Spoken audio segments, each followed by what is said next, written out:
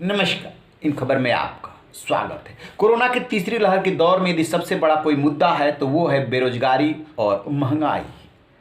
लोगों के पास रोजगार नहीं है, जिनके पास रोजगार था काफ़ी लोग का छूट गया है।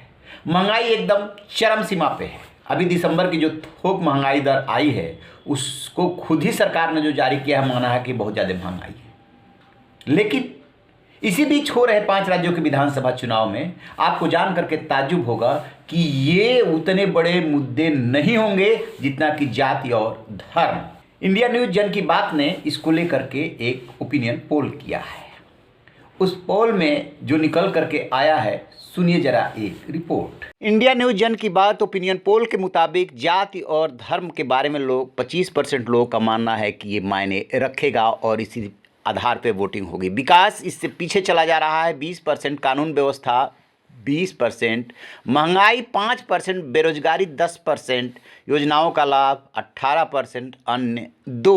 अंदाज़ा लगाइए कि जो महंगाई और बेरोजगारी आम आदमी को मार रखी है उसका असर इस चुनाव में कम होने वाला है। जैसा कि आपने सुना कि कितने फीसद लोग मानते हैं कि जाति और धर्म जो है मायने रखेगा, सबसे ज़्यादा यही है।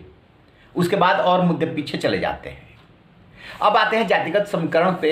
उत्तर प्रदेश में अभी 3 मंत्रियों समेत 11 विधायकों ने बगावत की है योगी सरकार से और समाजवादी पार्टी में शामिल हो गए हैं।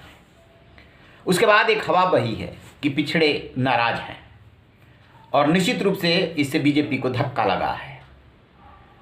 पहले से ये बात चलती आ रही है कि योगी से ब्राह्मण नाराज है और उसको अखिलेश यादव अपनी तरफ खींचने की कोशिश कर रहे हैं।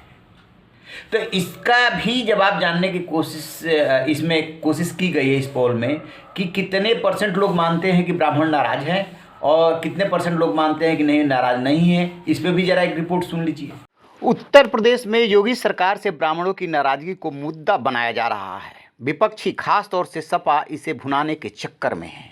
इंडिया न्यूज़ जन की बात ओपिनियन पोल में लोगों से ये सवाल पूछा गया था कि क्या योगी सरकार से ब्राह्मण नाराज है। इस पे 45% लोगों ने हाँ में जवाब दिया, जबकि 30% लोगों ने नहीं में, जबकि 25% लोगों ने कहा है कि कुछ कह नहीं सकते। तो जैसा कि आपने सुना 45% लोग मान रहे हैं ब्राह्मण नाराज है। अब ब्राह्मण के जो वोट है वो माना जाता है कि 9 से 10% तक है। उसमें से यदि आधे भी सकते हैं तो किसी भी चुनाव में 1% वोट जीत हार तय कर देता है। तो एक तरफ पिछड़ों की जो ये बगावत हुई है और दूसरी तरफ ब्राह्मणों की नाराजगी। पिछली बार बीजेपी को कुल 312 सीटें और बीजेपी अलायंस को मिलाकर के 325 सीटें मिली थी, 2/3 से ज़्यादा बम्पर मेजोरिटी। इस बार क्या स्थिति रहने वाली है इस पोल में ये भी जानने की कोशिश की गई है।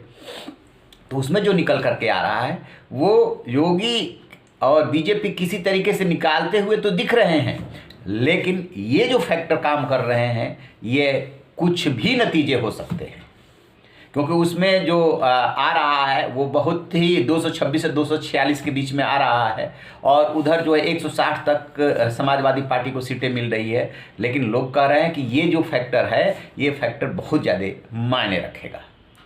तो आप रहिए ना बेखबर, देखते रहिए इन खबर। Thank you. इन खबर चैनल को सब्सक्राइब करें।